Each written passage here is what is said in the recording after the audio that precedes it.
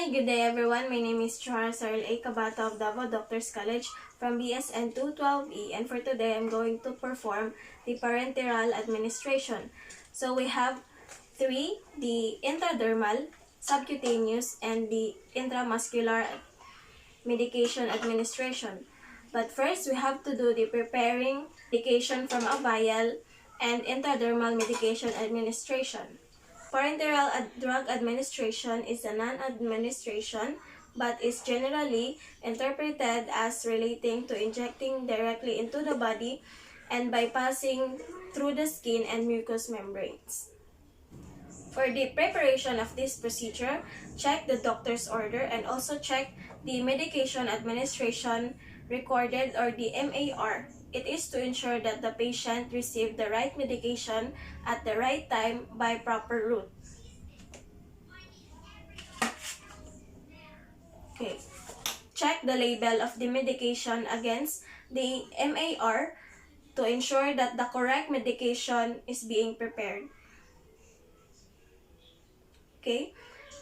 Because the chart of the patient is more reliable than the medication ticket. Now, we have to follow the 3 checks for administering medication.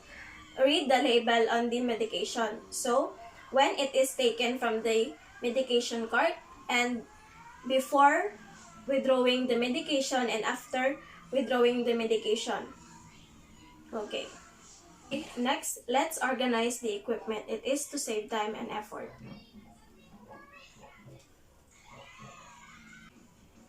Now that we are done organizing our equipment, let's proceed on preparing medication from a vial. Before that, let's perform hand hygiene and observe other appropriate infection prevention procedure. It is to deter the spread of microorganisms and as universal precaution.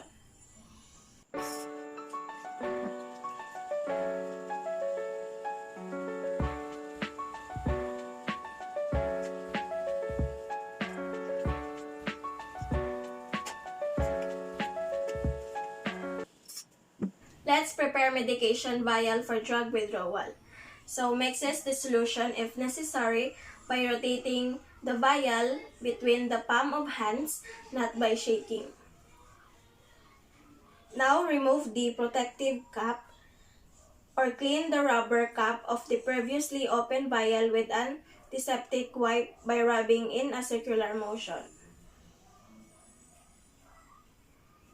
Exposes the rubber part to gain entrance into the vial. The antiseptic cleans the cap of dust or grease and reduces the number of bacteria. Now for withdraws the medication.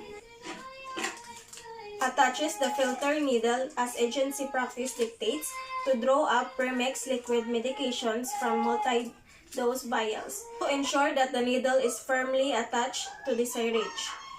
Remove the cap of the needle and then draw up into the syringe the amount of air equal to the volume of the medication to be withdrawn.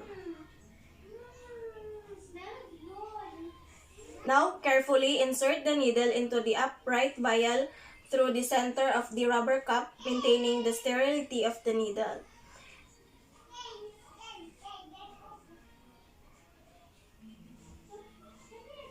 Now, inject the air into the vial, keeping bevel of the needle above the surface of the medication. Withdraws the prescribed amount of medication using either of the following methods. So we have two. First, holds the vial down with the base lower than the top. Move the needle's tip so that it's below the fluid level and withdraw the medication.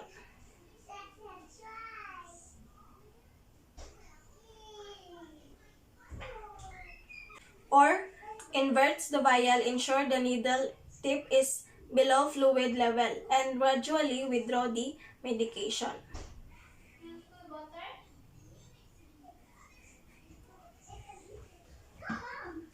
Now that we are done withdrawing the medication, let's proceed to intradermal administration. And now let's approach the patient and explain the procedure to the patient to gain the patient's cooperation. And also, we have to establish rapport with the patient. Hi ma'am, good morning. I'm Chohara, your nurse care for today. Ma'am, may I know your name? Okay, Kate Quaton. And your birthday? April 18, 1999. Okay, thank you po. So by explaining the procedure, explain explain to the client that the medication will produce a small wheal. Sometimes it's called a bleb. A wheal is a small raised area like a blister. The client will feel a slightly prick as needle enters the skin. Some medication are absorbed slowly through the capillaries into the general circulation. A bleb gradually disappears. Other drugs remain to the area and interact with the body tissues, produce redness and induration or hardening, which will need to be interpreted as a particular time, like in 24 hours or 48 hours. This reaction will also gradually disappear. Now, this information can facilitate acceptance and compliance with the therapy. So, ma'am, today we're going to do your intradermal administration for your skin test. Now, this skin test is used to identify numerous potential allergens that you may have. This includes airborne, food-related, and contact allergens that you may have that will be help us avoid other complications. Is it okay for you, ma'am? Okay. So let's start the procedure. Provide the patient's privacy. It is to enhance the patient's comfort. So, ma'am, is it okay if I will close all the curtains and the doors for you to get comfortable during this procedure, and you can also be relaxed?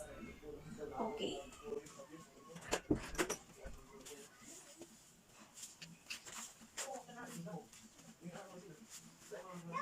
Let's proceed to select and cleanse the site. Now, select a site.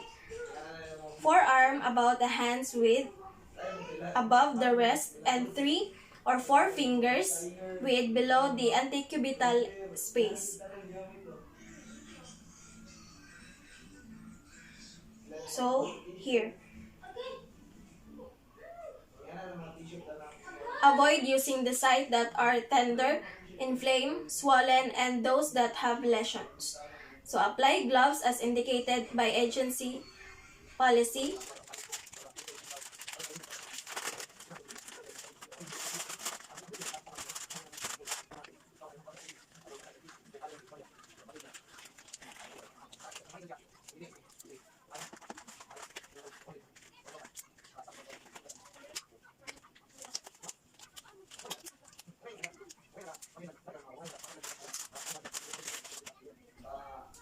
Now, cleanse the skin at the site using a firm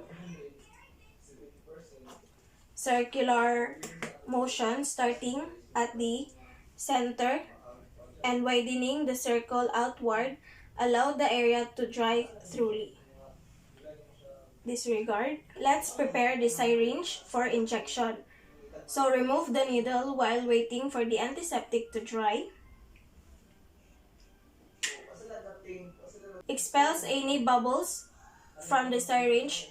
Small bubbles that adhere to the plunger are no consequence, so a small amount of air will not harm the tissues.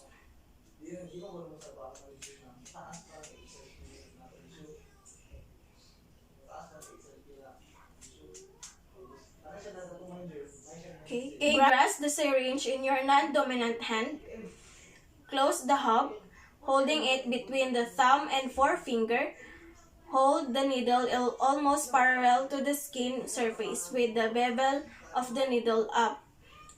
So, the possibility of the medication entering the subcutaneous tissue increases when using an angle greater than 15 degrees. So, proceed to inject the fluid. With the non-dominant hand, pull the skin at the side until it is taut. For example, if using the ventral forearm, grasp the client dorsal forearm and gently pull it to tighten the ventral skin. Taut skin allow for entry of needle and less discomfort for the client. Now, insert the tip of the needle far enough to place the vial through the epidermis into the dermis. Ma'am, inject na ko ha. Okay. Stabilize the syringe and needle. Inject the medication carefully and slowly so that it produces a small wheal on the skin. This verifies that the medication entered the dermis. Okay, ma'am, sakit ni siya, ma'am ha.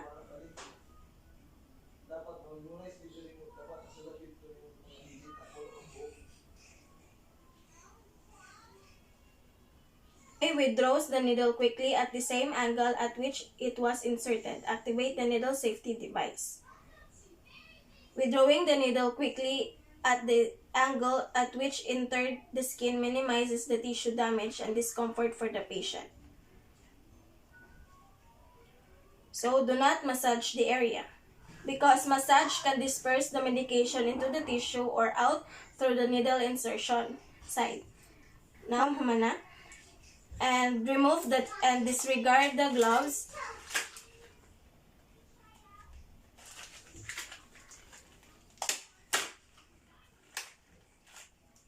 Perform hand hygiene. It is to deter the spread of microorganisms and as universal precaution.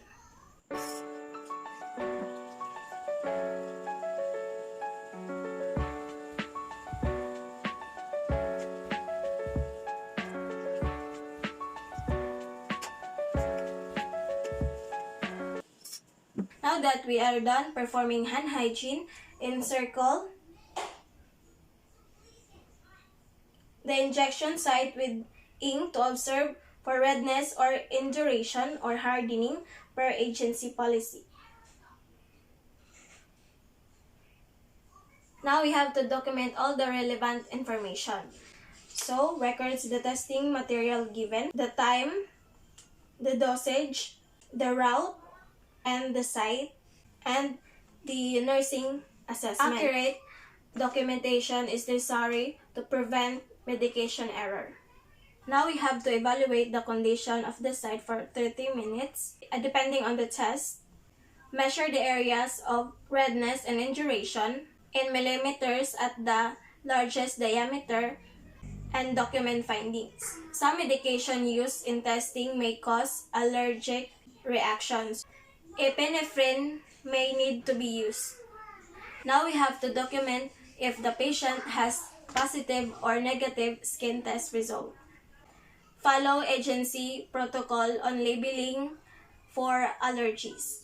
And again, accurate documentation is necessary to prevent medication error.